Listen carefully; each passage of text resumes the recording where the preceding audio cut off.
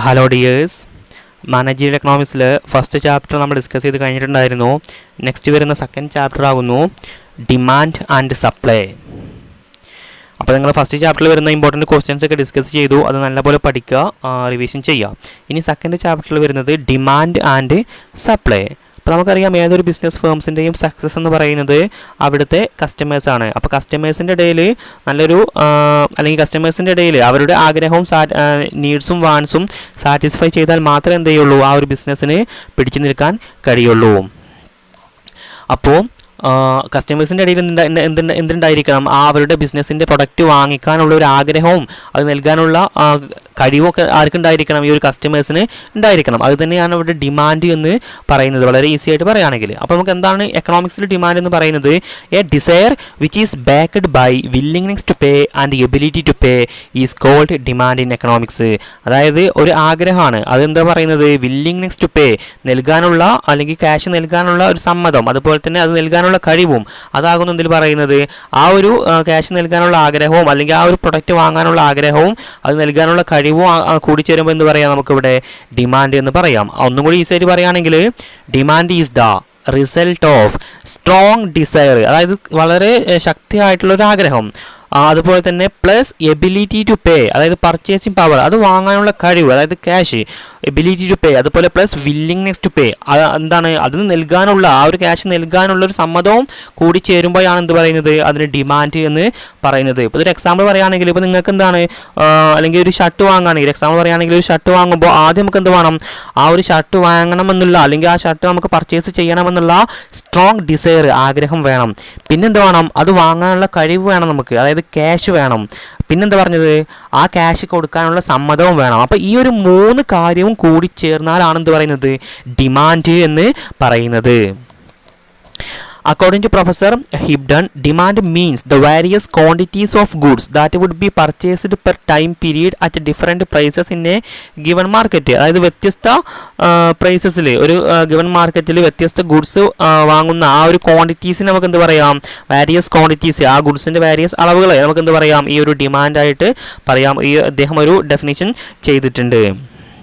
അപ്പം നിങ്ങൾ ശ്രദ്ധിക്കുക, ഡിമാൻഡ് എന്ന് പറഞ്ഞാൽ ഇത്രയേ ഉള്ളൂ, strong desire plus ability to pay plus willingness to pay, അതാണ് എന്ത് പറയുന്നത്, ഡിമാൻഡ് എന്ന് പറയുന്നത്. അത് ഇദ്ദേഹം ഡിഫൈൻ ചെയ്തത്, demand means the various quantities of goods, അതായത് ഗുഡ്സിൻ്റെ വ്യത്യസ്ത quantities that would be purchased per time period at different prices in a given market. ഒരു ഗിവൺ മാർക്കറ്റിൽ വ്യത്യസ്ത പ്രൈസസിൽ വ്യത്യസ്ത ടൈം പീരീഡിൽ പർച്ചേസ് ചെയ്യുന്ന ക്വാണ്ടിറ്റീസ് ഓഫ് ഗുഡ്സ് ആകുന്നത് പറയുന്നത്, വാരിയസ് ക്വാണ്ടിറ്റീസ് ഓഫ് ഗുഡ്സ് ആകുന്നത് പറയുന്നത് ഈ ഒരു ഡിമാൻഡ് എന്ന് ഇദ്ദേഹം ഡിഫൈൻ ചെയ്തിട്ടുണ്ട്. അപ്പോൾ ഈ ഡെഫിനേഷൻ എന്ത് ചെയ്യുക, നിങ്ങൾ ഓർത്ത് വെക്കുക. ഇനി നെക്സ്റ്റ് പറയുന്നത് ലോ ഓഫ് ഡിമാൻഡ്. ഇവിടെ നിങ്ങൾ പറയുന്നുണ്ട്, experience tells us that generally when the price of a commodity falls the quantity demanded increases. ഇപ്പോൾ നമുക്കറിയാം, സാധാരണയായിട്ട് നമ്മുടെ കേസിൽ തന്നെ നമുക്ക് നോക്കിയാൽ മനസ്സിലാവുന്നത്, ഒരു കമ്മോഡിറ്റിൻ്റെ അല്ലെങ്കിൽ ഒരു പ്രൊഡക്റ്റിൻ്റെ പ്രൈസ് കുറയാണെങ്കിൽ ദ ക്വാണ്ടിറ്റി ഡിമാൻഡഡ് ഇൻക്രീസസ്, എന്ത് ചെയ്യും, അതിൻ്റെ ഡിമാൻഡ് ഇൻക്രീസ് ചെയ്യും. And when its price increases, ആ ഒരു അതിൻ്റെ പ്രൈസ് കൂടുകയാണെങ്കിൽ ഇറ്റ്സ് ക്വാണ്ടിറ്റി ഡിമാൻഡ് ഡിക്രീസസ്, അത് വാങ്ങുന്ന അളവ് എന്ത് ചെയ്യും, അവിടെ കുറയും ചെയ്യും. Thus, there is an inverse relationship between the price of a commodity and the quantity demanded.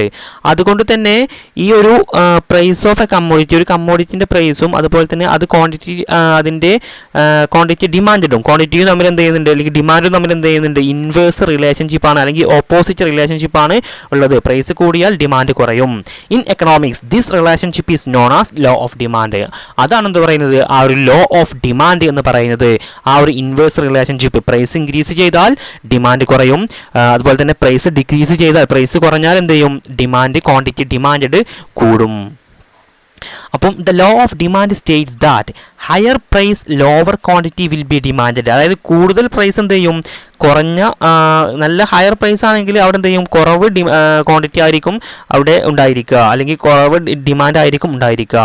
And at lower price higher quantity will be demanded. അതായത് കുറഞ്ഞ പ്രൈസ് ആണെങ്കിൽ എന്ത് വരും, കൂടുതൽ ക്വാണ്ടിറ്റി അവിടെ ഡിമാൻഡ് ചെയ്യപ്പെടും, അല്ലെങ്കിൽ കൂടുതൽ ഡിമാൻഡ് അതിന് ഉണ്ടായിരിക്കും.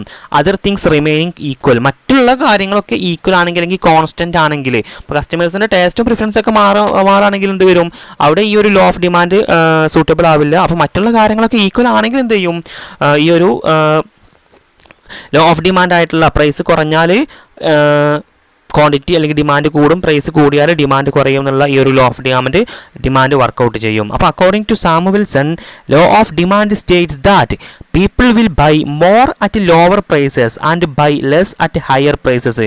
അപ്പോൾ ഇവിടെ ലോ ഓഫ് ഡിമാൻഡിൽ പറയുന്നത് people will buy more at lower prices, അതായത് കുറഞ്ഞ പ്രൈസിലാണെങ്കിൽ കൂടുതൽ വാങ്ങുകയും അതുപോലെ തന്നെ buy less at higher prices, എന്താണ്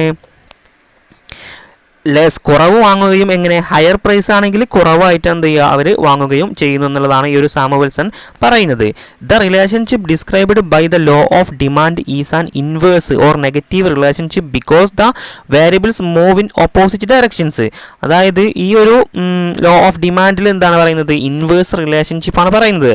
എന്താണ് ആ ഒരു വേരിയബിൾസ് പ്രൈസും ഡിമാൻഡും എന്താണ് ഓപ്പോസിറ്റ് ഡയറക്ഷൻസിലോട്ടാണ് എന്ത് ചെയ്യുന്നത് മൂവ് ചെയ്യുന്നത്. ഇവിടെ നമുക്ക് നോക്കിയാൽ മനസ്സിലാവും പ്രൈസ് ഇൻക്രീസ് ചെയ്യുമ്പോൾ എന്ത് ചെയ്യുന്നുണ്ട്, ക്വാണ്ടിറ്റി ഡിമാൻഡ് ഡിക്രീസ് ചെയ്യുന്നുണ്ട്. അതുപോലെ തന്നെ പ്രൈസ് ഡിക്രീസ് ചെയ്യുമ്പോൾ ക്വാണ്ടിറ്റി ഡിമാൻഡ് എന്ത് ചെയ്യുന്നുണ്ട്, ഇൻക്രീസ് ചെയ്യുന്നുണ്ട്. ഈ ഒരു ഇൻവേഴ്സ് റിലേഷൻഷിപ്പ് ആകുന്നു ഈ ഒരു ലോ ഓഫ് ഡിമാൻഡിൽ വരുന്നത്. അതുപോലെ the law of demand is known as the first law of market. അതായത് ഫസ്റ്റ് ലോ ഓഫ് മാർക്കറ്റ് എന്നറിയപ്പെടുന്ന എന്താണ് ഈ ഒരു ലോ ഓഫ് ഡിമാൻഡ് എന്നുള്ളതാകുന്നു. The law of demand was propounded by Alfred Marshall ആകുന്നു ചെയ്തിട്ടുള്ളത് ഈ ഒരു ലോ ഓഫ് ഡിമാൻഡ് ഡെവലപ്പ് ചെയ്തിട്ടുള്ളത്.